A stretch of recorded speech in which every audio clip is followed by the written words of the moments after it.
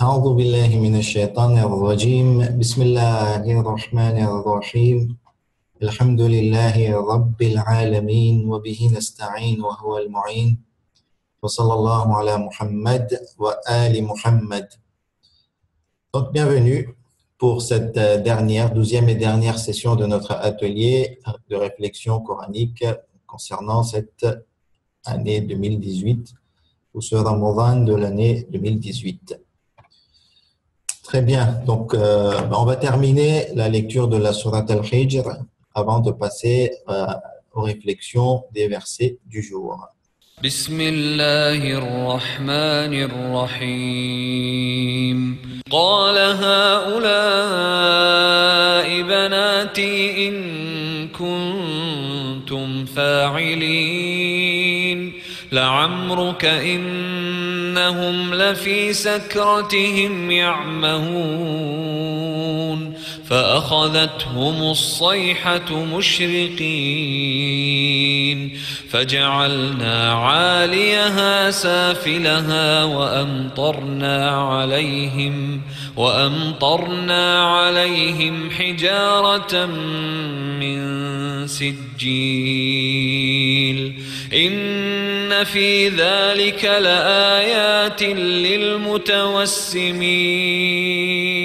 وإنها لبسبيل مقيم إن في ذلك لآية للمؤمنين وإن كان أصحاب الأيكة لظالمين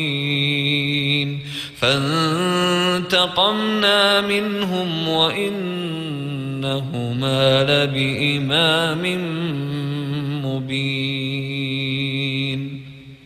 ولقد كذب أصحاب الحجر المرسلين وآتيناهم آياتنا فكانوا عنها معرضين وكانوا ينحتون من الجبال بيوتا آمنين فأخذتهم الصيحة مصبحين فما أغنى عنهم ما كانوا يكسبون وما خلقنا السماوات والأرض وما بينهما إلا بالحق وإن الساعة لآتية فاصفح الصفح الجميل إن ربك هو الخلاق العليم ولقد آتيناك 7 من المثاني والقرآن العظيم لا تمدن عينيك إلى ما متعنا به أزواجا منهم ولا تحزن عليهم واخفض جناحك للمؤمنين وقل إني أنا النذير المبين كما أنزلنا على المقتسمين الذين جعلوا القرآن عضين فوربك لنسألنهم أجمعين عما كانوا يعملون فاصدع بما تؤمر وأعرض عن المشركين إنا كفيناك المستهزئين الذين يجعلون مع الله إلها آخر فسوف يعلمون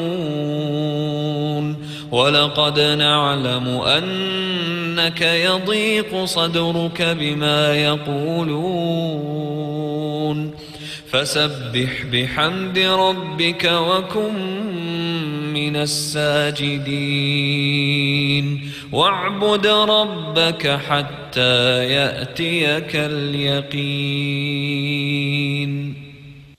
صدق الله العظيم. Très bien, passons maintenant à la lecture des versets choisis Et je vais donc demander au premier intervenant, Hanif, de bien vouloir les lire avant de nous faire part de sa réflexion. On a des versets très intéressants aujourd'hui avec on va dire, pas mal de combinaisons à faire avec les versets du jour. Les mauvaises femmes aux mauvais hommes et les mauvais hommes aux mauvaises femmes. De même, les bonnes femmes aux bons hommes et les bons hommes aux bonnes femmes. Ceux-là sont innocents de ce que les autres disent. Ils ont un pardon et une récompense généreuse. Alors, c'est le deuxième verset, versets 10 et 11 de la sourate 66. Allah a cité en parabole pour ceux qui ont mécru la femme de Noé et la femme de Lot. Elles étaient sous l'autorité de deux vertueux de nos serviteurs. Toutes deux les trahirent et ils ne furent d'aucune aide pour ces deux femmes vis-à-vis d'Allah. Et il leur fut dit, entrez au feu toutes les deux avec ceux qui y entrent. Et Allah a cité en parabole pour ceux qui croient la femme de Pharaon. Quand elle dit, Seigneur, construis-moi auprès de toi une maison dans le paradis, et sauve-moi de Pharaon et de son œuvre, et sauve-moi des gens injustes. Alors, pour essayer de comprendre le premier verset, j'ai repris ma lecture au début de la sourate. Alors, la sourate, elle revient sur l'événement de la calomnie qui avait pris de l'ampleur à propos de l'épouse du saint prophète et la mère des croyantes, Janab Aïcha, fils d'Abou Bakr. Le prophète avait l'habitude d'emmener une de ses épouses lors des expéditions, et lors du retour vers Médine de l'une de ces expéditions, Aïcha s'était éloignée de la caravane pour faire ses besoins, alors que la caravane est repartie vers Médina sans elle. Et c'est une tierce personne qui fermait la marche de la caravane, qui la récupéra et la ramena à Médine. À partir de là, une rumeur d'adultère s'était répandue dans Médina. Donc nous avons plusieurs versets qui donnent des indications concernant ceux qui pourraient vouloir accuser de mauvaises choses les femmes chastes, c'est-à-dire le nombre de témoins à fournir, etc. Puis nous avons des versets très durs envers ceux qui colportent la calomnie. Et enfin, nous avons des versets afin de rassurer les croyants qui font face à ce type d'accusation à tort. Alors quand j'ai repris la lecture de la sourate, le verset que nous étudions, le début de ce verset-là, c'est-à-dire les mauvaises femmes aux mauvais hommes, etc., et bien ce verset-là, il ressemble beaucoup au verset numéro 3 qui se trouve au début de cette même sourate. Et donc je vais le lire. Le fornicateur n'épousera qu'une fornicatrice ou une associatrice. Et la fornicatrice ne sera épousée que par un fornicateur ou un associateur. Et cela a été interdit aux croyants. Ensuite, nous avons la deuxième partie du verset que nous devons étudier. Ceux-là sont innocents de ce que les autres disent. Ils ont un pardon et une récompense généreuse. Alors sur cette deuxième partie, on a l'impression que le verset s'adresse directement aux croyants de l'époque dans l'entourage du prophète. Cela afin de clore le chapitre de la calomnie qui enflait, et puis ça a duré plus d'un mois, il me semble. Et donc ça a permis de blanchir l'épouse du prophète et de ramener le calme autour de celui-ci. Alors qu'est-ce que ça a suscité en moi ce verset? Ce qui me vient à l'esprit, c'est un peu une indication concernant le choix de l'épouse et plus globalement celui du compagnon avec lequel il faudrait se marier, un peu à la manière de cette phrase que nous connaissons bien, qui se ressemble s'assemble. Donc voilà c'est pour le premier verset. Ensuite, donc, on va passer au deuxième verset de la sourate 66. J'ai perdu ma petite feuille. Voilà. Alors, le verset. Allah a cité en parabole pour ceux qui ont mécru la femme de Noé, la femme de Lot, etc. Je ne vais pas la relire. Donc, concernant la femme de Noé, je n'ai pas trouvé grand-chose finalement d'explicite. J'ai trouvé une seule source anglophone qui souligne qu'elle était un petit peu têtue et féministe, avide de sa liberté, de son indépendance, dans sa foi. Donc, elle n'était pas une mauvaise épouse dans le sens de ses responsabilités conjugales, mais elle ne croyait pas en la prophétie de son mari, et puis elle allait jusqu'à le traiter de fou quand il a entrepris de construire l'arche, Pour la femme de Lot, on a un peu plus de détails parce qu'on sait que c'est elle qui avait trahi son mari quand il a reçu la visite des 3 anges sous forme de beaux jeunes hommes. Et c'est elle qui est partie informer les habitants de la ville sur la présence de ces jeunes hommes chez elle. Ensuite, la suite avec le verset 11, et donc à propos de Assia, la femme de Pharaon.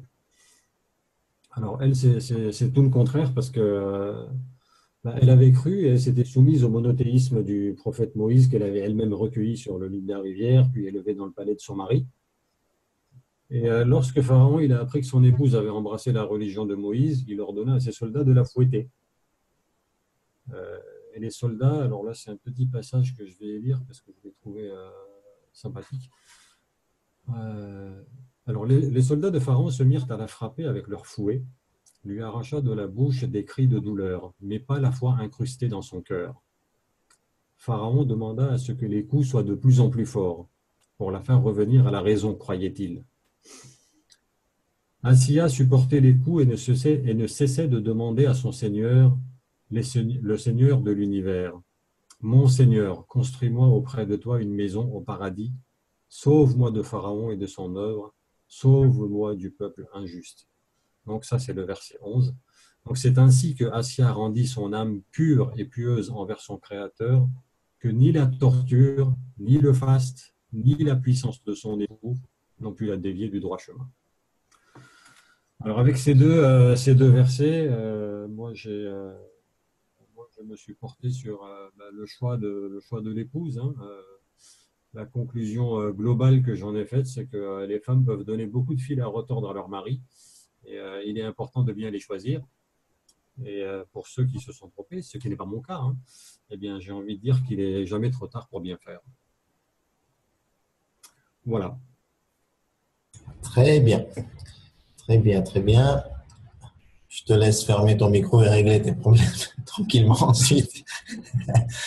Et je vais maintenant donner la parole au second intervenant, donc. Zeynoul.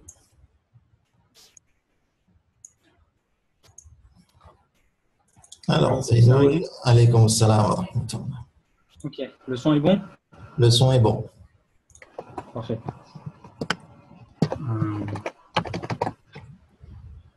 Au nom d'Allah, le clément, le miséricordieux.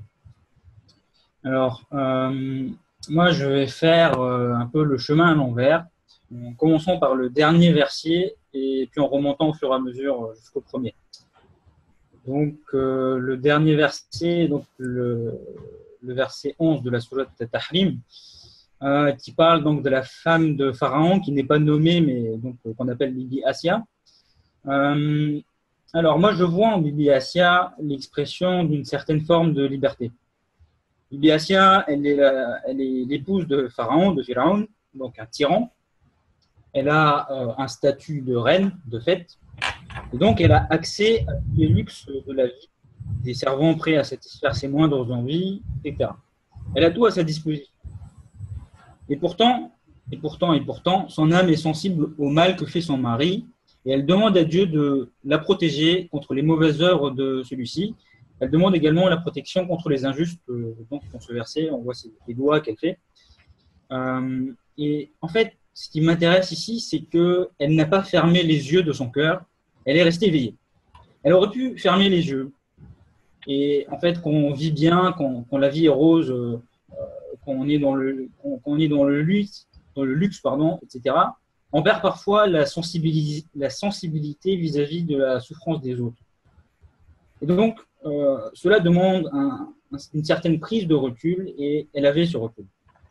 Et regardez aujourd'hui le rôle qu'a joué cette grande dame. C'est elle qui a sauvé Nabi Moussa de la mort quand elle a dit à Pharaon qu'elle voulait faire de cet enfant leur enfant adoptif. C'est ainsi que, quand on est éveillé au bien et à la vie de l'âme, ce bien et cette vie se démultiplient. Il faut simplement garder les yeux de son cœur ouverts. Ensuite, dans le verset 10, on nous donne l'exemple de l'épouse de Nuh et l'épouse de Lut. Et en fait, ces deux épouses expriment également une certaine forme de liberté. Le verset nous dit le verset nous dit qu'elles ont trahi leur époux. Elles étaient toutes deux unies à deux vertueux serviteurs de Dieu, justes et vertueux. Et pourtant, dit Dieu, cela ne les protégera pas du châtiment. Alors, ce qu'on voit donc, c'est que Assia, bien que étant la femme de Pharaon, la femme d'un tyran, a pu être cette grande dame que nous célébrons encore aujourd'hui, dont le nom est dans le Coran et qui est donné comme exemple aux fidèles, quel honneur Dieu lui fait. Quant aux femmes de Lut et de Nuh, elles sont non seulement châtiées, mais le Coran garde le souvenir de leur trahison depuis 1400 ans. Ce ne sont pas les autres qui font de nous ce que nous sommes, mais nous qui choisissons la voie et le chemin de ce que nous voulons suivre.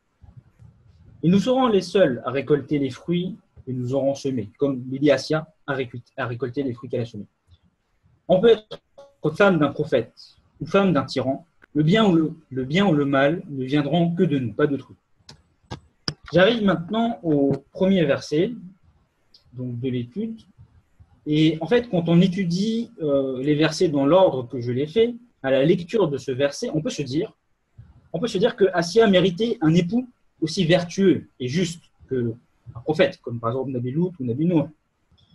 Et l'épouse de Lut et de Nuh méritait peut-être un époux aussi scélérat que Pharaon. C'est sûr que Assia aurait eu une vie plus facile, et les prophètes Lut et Nuh auraient moins souffert s'ils n'avaient pas eu à voir une trahison de la part de leur épouse.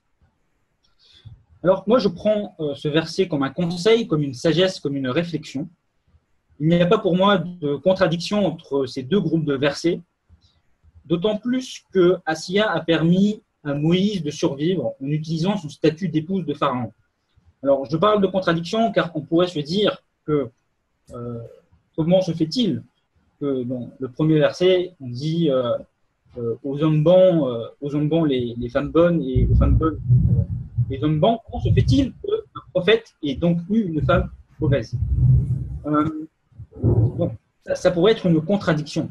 Mais donc je dis qu'il n'y a pas une contradiction parce que je prends ça comme un conseil, d'autant plus que Assia, en utilisant son statut de femme d'un tyran, elle a pu permettre de sauver un prophète. Il y avait donc un bien derrière cette union entre Pharaon et Assia. Et en fait, moi j'apporte une autre traduction de ce verset, donc je vais l'envoyer sur le chat. C'est une traduction de Mohammed Chiadni. Aux hommes malhonnêtes, femmes actes malhonnêtes, et aux femmes malhonnêtes, hommes actes malhonnêtes. Donc j'ai mis entre étoiles actes. Donc j'ai aimé cette traduction de Mohammed Chiadni qui va un peu au-delà de la traduction habituelle, par exemple, qu'on a sur le slide de Murtaza. Et en fait, quand on regarde en arabe, les adjectifs khabith et tayyib, c'est des adjectifs, c'est pas des noms. Et du coup, le Coran, il n'a pas dit homme bon, il n'a pas dit femme bonne. D'ailleurs, dans les slides, là, hommes et femmes sont entre accolades, ce qui signifie bien que c'est une interprétation de la part du traducteur. Et c'est un ajout qui est sûrement pertinent, je ne le remets pas en question, mais je dis juste que le Coran laisse une ambiguïté qui je trouve est très fertile. Ce que je veux dire, c'est qu'il ne s'agit pas d'être forcément en liaison, en union avec un homme bien, mais d'être avec le bien.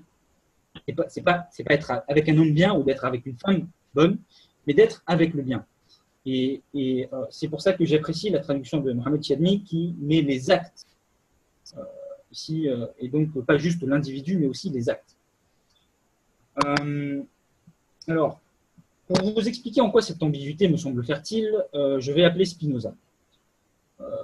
Ce dernier dit « Rien n'est plus utile à l'homme qu'un autre homme, mais en particulier un homme libre. » C'est-à-dire que rien ne nous permet de mieux vivre, rien ne nous permet de mieux exprimer notre potentiel, rien ne nous permet d'être meilleur que le lien avec un autre homme qui partage l'idéal de liberté.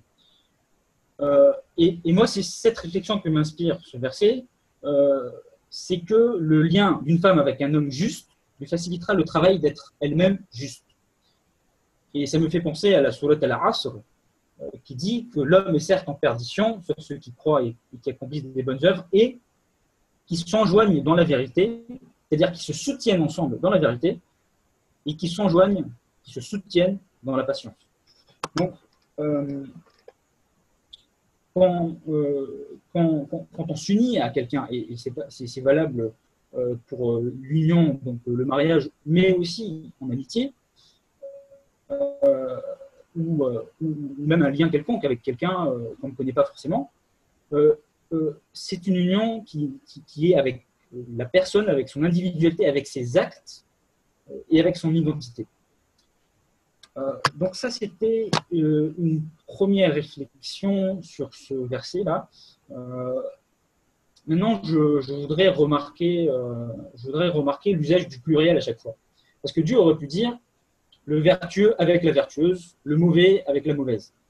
Mais Dieu utilise le pluriel, les vertueux, les bons avec les bonnes, les mauvais avec les mauvaises. Et en fait, cela prend un caractère collectif. C'est comme si on considérait l'ensemble des hommes bons, l'ensemble des femmes bonnes. Et cela me fait penser au fait que les unions, mariage, etc., les unions, c'est l'union d'une personne avec une autre, mais en fait, c'est une union qui aura des conséquences sur l'ensemble de la société. Par exemple, une société dans laquelle les unions sont heureuses, cela aura un impact positif sur toute la société. Une société où les unions sont malheureuses, ces unions vont pénaliser l'ensemble de la société. Une troisième réflexion, et puis je vais m'arrêter, c'est la répétition ou l'apparente répétition qu'il y a. Le Coran dit aux hommes bons les femmes bonnes et aux femmes bonnes les hommes bons. D'ailleurs, quand on le lit en arabe, on sent qu'il y a une répétition. On peut se demander pourquoi est-ce qu'il y avait besoin de dire aux hommes bons les femmes bonnes et aussi aux femmes bonnes les hommes bons. Alors, sans vouloir faire du féminisme avant l'heure, moi je trouve que cela renforce la dignité des femmes de dire qu'aux hommes bons les femmes bonnes, mais aussi aux femmes bonnes les hommes bons.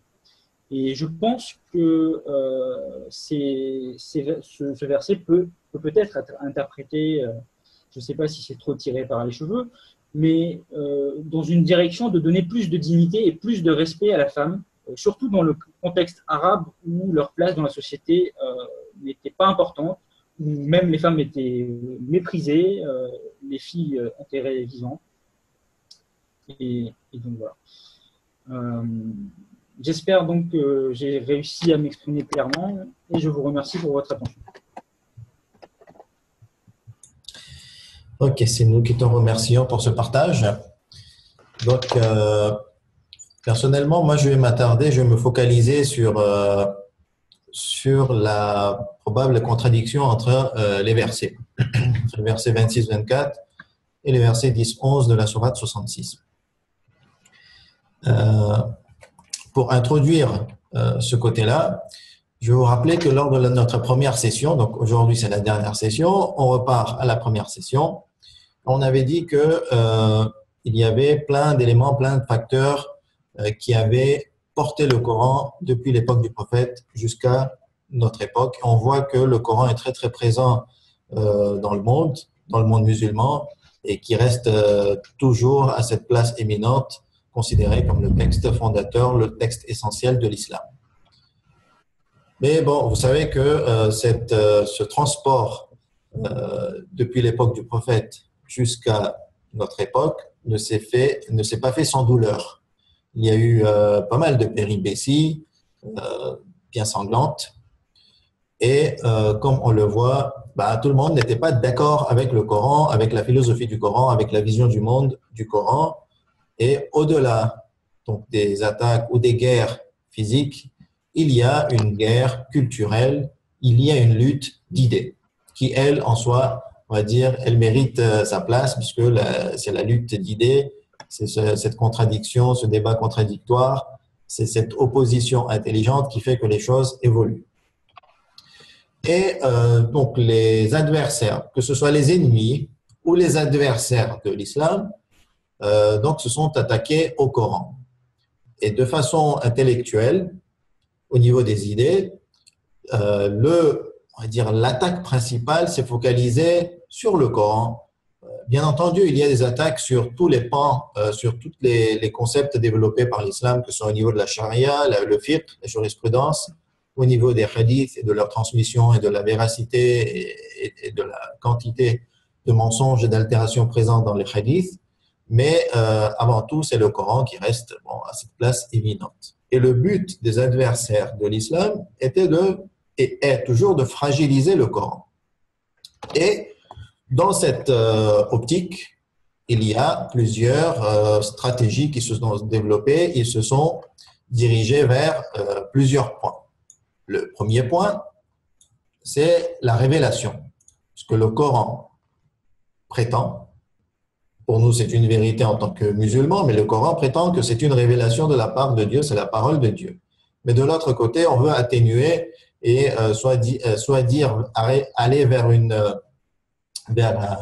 un point de vue qui dit que le Coran, c'est une inspiration, que avant tout, c'est l'état spirituel du prophète qui a produit, on va dire, ce type de pensée et que le prophète lui-même les a mis sous parole et ces paroles donc sont le fruit de l'inspiration du prophète, mais inspiration liée à Allah subhanahu wa ta'ala. De l'autre côté, on a des points de vue, et c'est le point de vue des chrétiens et des juifs, on va dire c'est de bonne guerre, que le Coran, en partie, c'est du plagiat, c'est du copy-paste des livres de la Bible et des évangiles. Bon, le débat existe, il y a d'autres types de débats comme la transmission, la falsification, l'altération, le débat ou les objections liées au contenu et l'incohérence interne du Coran. Des objections liées à la compréhension et à l'herméneutique en disant que les outils sont insuffisants pour comprendre le Coran et que le Coran a par moments un langage métaphorique, symbolique, et donc il n'est plus accessible, il ne nous est pas accessible. Donc à ce moment-là, qu'il soit la parole de Dieu ou pas, si ce n'est pas accessible, on le met de côté.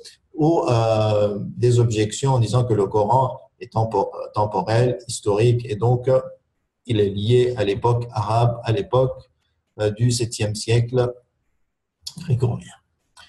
Très bien, nous, ce que l'on veut voir aujourd'hui à travers les versets qu'on a étudiés, c'est des objections concernant le contenu du Coran et que le contenu comporte des incohérences, des contradictions. Et à partir de ce verset, donc en général, ce sont des chrétiens qui, au départ, se basent sur ce verset. Ils disent que tout le monde l'accepte, vous aussi les musulmans l'acceptent, nous aussi on l'accepte, puisque on se met avec vous, et que, puisque vous le prétendez, on part de cette base. أَفَلَا يَتَدَبَّرُونَ الْقُرْآنَ وَلَوْ كَانَ مِنْ عِنْدِ غَيْرِ اللَّهِ لَوَجَدُوا فِيهِ اخْتِلَافًا كَثِيرًا. Ne médite-t-il pas sur le Coran?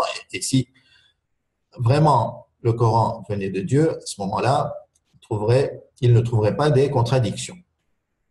Et s'il venait d'un autre que Dieu, à ce moment-là, il trouverait des contradictions, beaucoup de contradictions. Et c'est là que des dizaines, centaines de versets ont été relevés et combinés pour indiquer qu'il y a contradictions. Il y a beaucoup de contradictions dans le Coran. Et il y a même des compilations et des compilations de livres qui existent, et cela pas uniquement à notre époque, mais depuis même des siècles. Et les savants, automatiquement, puisqu'on est dans une lutte d'idées maintenant, une lutte culturelle, il y a des savants qui ont entrepris cette étude et ont consacré leur temps pour répondre à ces objections, pour étudier et répondre à ces objections. Aujourd'hui, je me suis basé sur un des livres de Cheikh Mohammed Sanpour, qui est un savant bahreïni qui a étudié longtemps en Iran et actuellement qui est au Bahreïn et qui commence à avoir une certaine célébrité et il est assez respecté, il a une légitimité du savoir, maintenant une légitimité du savoir religieux au Bahreïn et commence à être bien respecté chez les chiites dans cette région. Il a écrit, donc compilé et écrit un livre de 2 volumes concernant justement ces objections chrétiennes contre le Saint-Coran. Et parmi ces objections, donc, il y a ce verset 24-26. Donc, vous l'avez lu, on va le décortiquer. Les mauvaises femmes aux mauvais hommes, etc. Moi, on va se focaliser sur la première partie. Donc, en arabe, c'est al-khabithat, c'est le premier terme.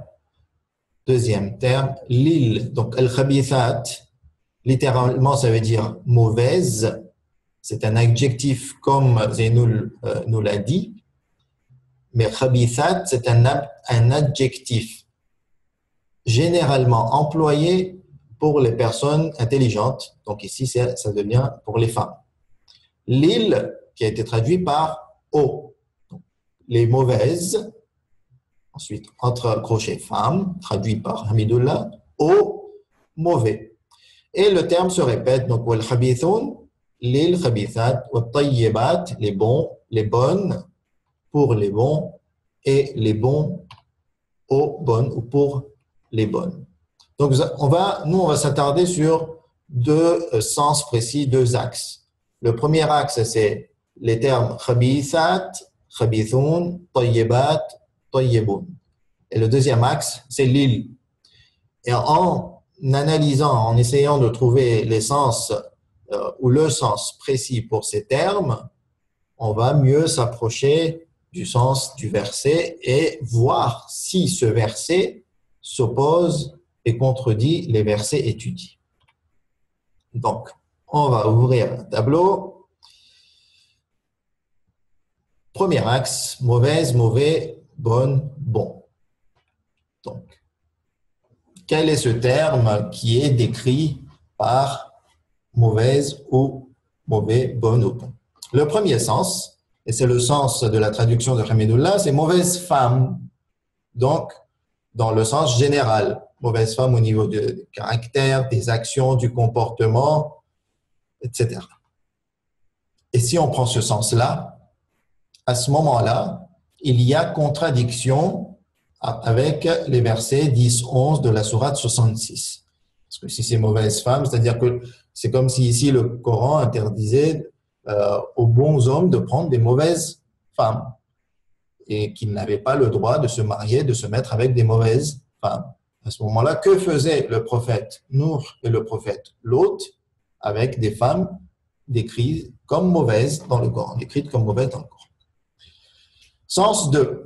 Ici, le terme c'est mauvaise, ça veut dire fornicatrice et impudique. Donc, ce sont des femmes fornicatrices et impudiques qui ne doivent pas être avec des hommes qui sont chastes et qui ne sont pas fornicateurs. Et de la même façon, donc, les hommes fornicateurs restent avec les femmes fornicatrices ou les hommes impudiques restent avec les femmes impudiques et les bons hommes, les hommes pudiques, chastes, restent avec les femmes chastes. Et à ce moment-là, lorsqu'on prend ce sens pour les versets, il n'y a aucune contradiction entre le verset et ce verset de la sourate Nour et les versets de la sourate At-Tahrim. Pourquoi? Parce que les femmes du prophète, tel qu'il est admis chez les musulmans, d'ailleurs chez les chiites aussi, qu'aucune femme des prophètes n'avait trompé leur mari et qu'elles étaient parties voir d'autres hommes.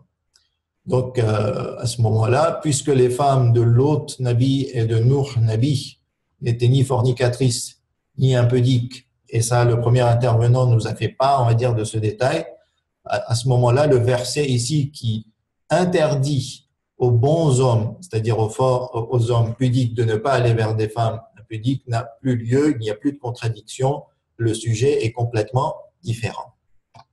Troisième sens proposé par les Mufassirin et regroupé dans le livre de Cheikh Mohammed Sanqour. Ici, en fait, on ne parle pas du tout de femmes dans ce verset-là.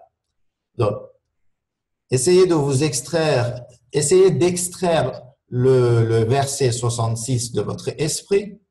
Reprenons le verset de la sourate An-Nur et maintenant enlevons le terme femme. Ici, les mauvaises, ce ne sont pas les femmes, ce sont des paroles. Donc, le sens du verset change complètement. ça deviendra comme ça. Les mauvaises paroles, c'est-à-dire les injures, les fausses accusations, les termes très très familiers et vils et ignobles, les mensonges, tout ça fait partie des mauvaises paroles, elles viennent des mauvais individus, donc des individus qui ont des mauvais caractères. Et les mauvais individus sont décrits par des mauvaises paroles, c'est-à-dire que les gens vont les attribuer des mauvaises paroles. C'est normal parce que en général, c'est comme ça que ça se passe.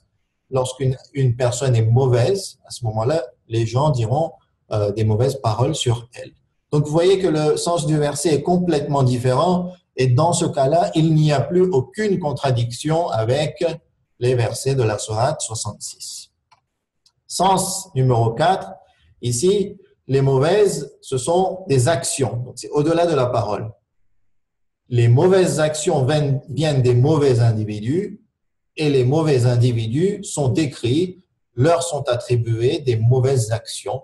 Donc, de la même façon que le sens 3, il n'y a plus de contradiction avec les versets de la sourate 66. Donc, de façon générale, chez les mufassirin, on trouve ces 4 types de sens pour le terme khabithat, khabithun et en opposition, tayyibun et tayyibat, donc on va dire sont décrits avec ce même sens, mais le sens opposé, bien entendu. Allons maintenant voir le deuxième axe, mais en considérant que le verset voulait dire mauvaise femme dans son sens général, caractère, action, comportement.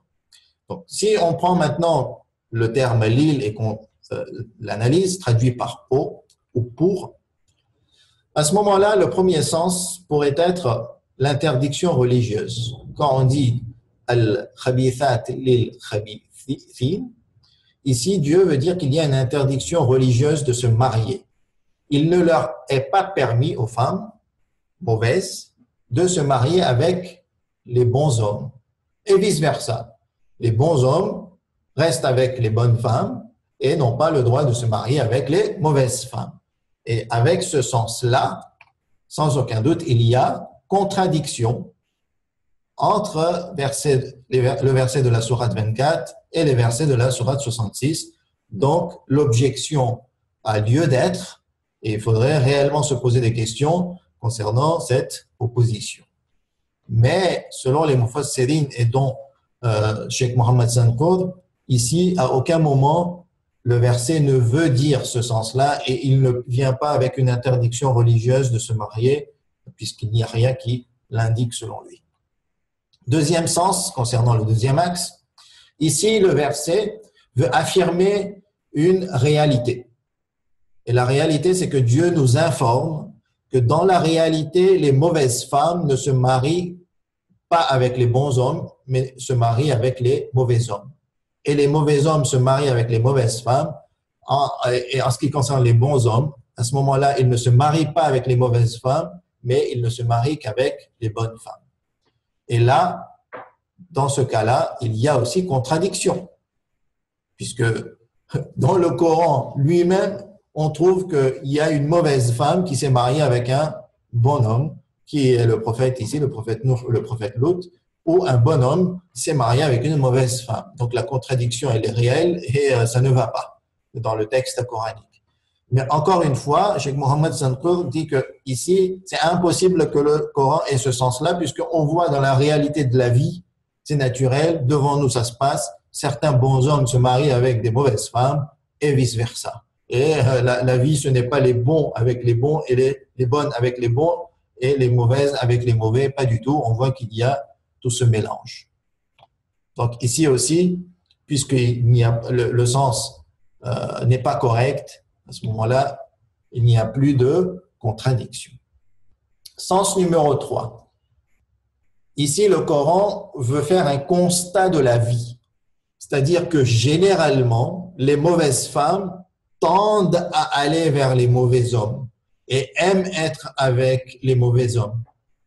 C'est-à-dire que, et même on pourrait le ressentir, hein, généralement on ressent que celles qui sont mauvaises, mauvais caractère ou qui aiment faire la fête, de façon très très dégradante, vil et ignoble, ben, souvent ces personnes se mettent avec des hommes qui vont dans le même sens.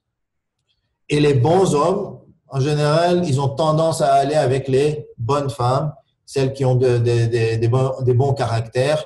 Et en général, c'est ce qu'on ressent. Et le Coran veut nous faire un constat de la vie. Et dans ce sens-là, dans ce cas-là, il n'y a pas de contradiction. Pourquoi? Parce que les femmes des prophètes Nour et Lot, même si elles étaient mauvaises et qu'elles auraient eu intérieurement tendance à aller vers des mauvais hommes, mais il n'y a rien qui n'empêche, à cause de différents facteurs, des facteurs sociaux, des facteurs économiques, des facteurs, on va dire, d'intuition, qu'une mauvaise femme aille vers une bonne personne ou qu'une bonne personne aille vers une mauvaise personne.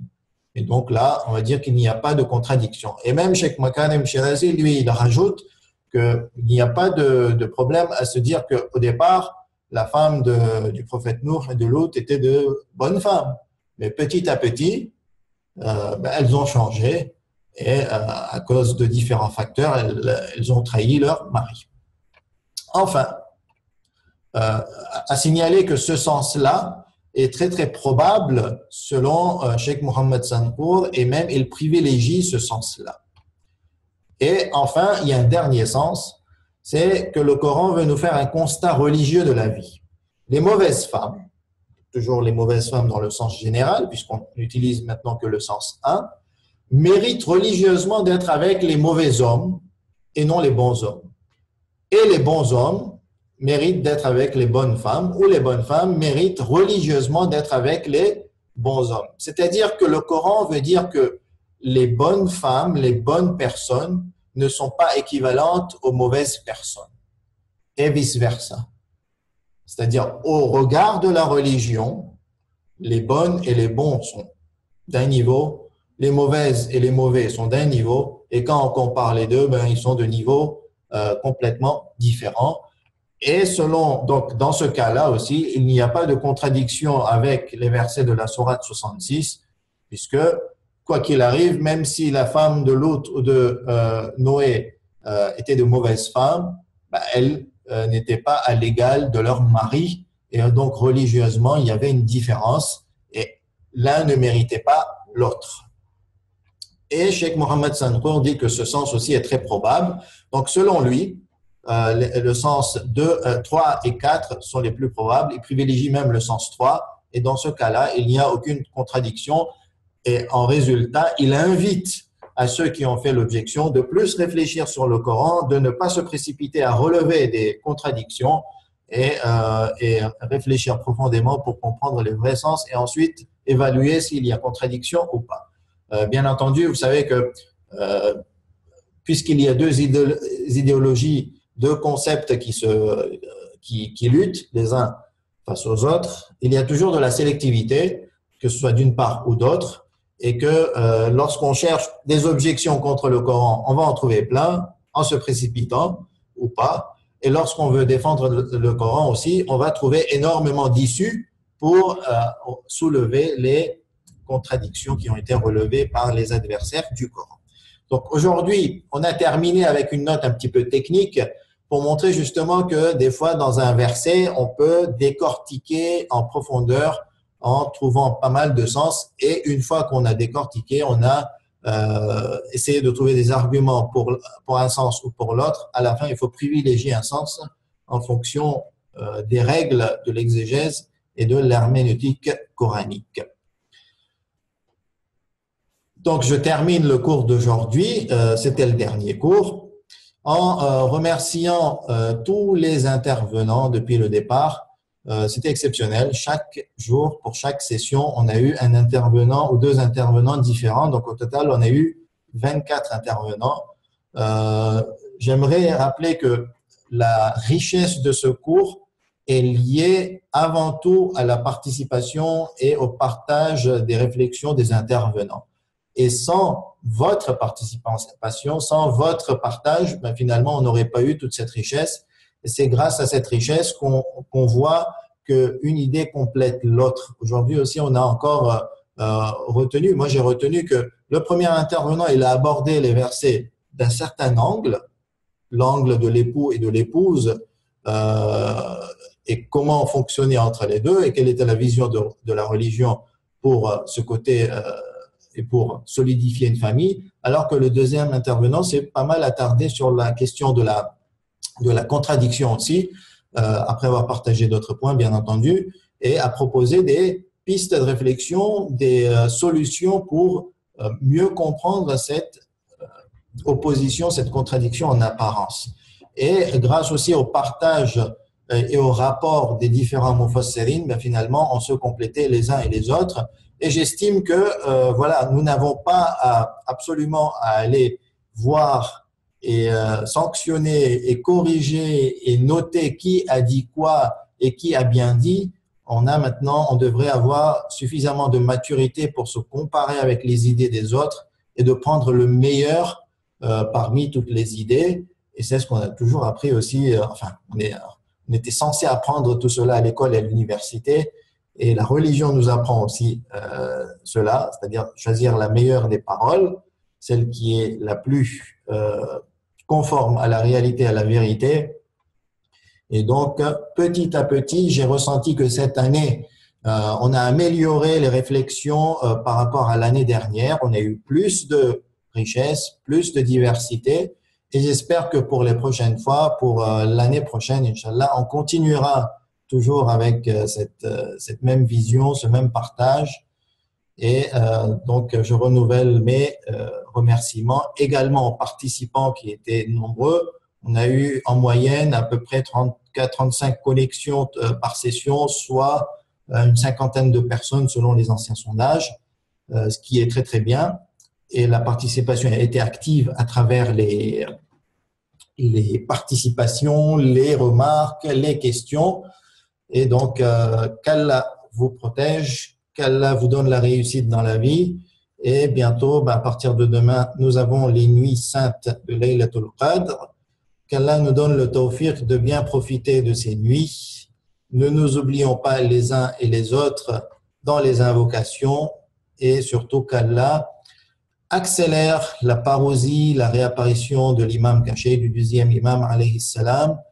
Et je vous demanderai aussi de réciter une surat al-Fatiha pour tous les marhoumin ainsi que les shuhada et les martyrs. Surat al-Fatiha précédée d'une salawat ala Muhammad wa ali Muhammad.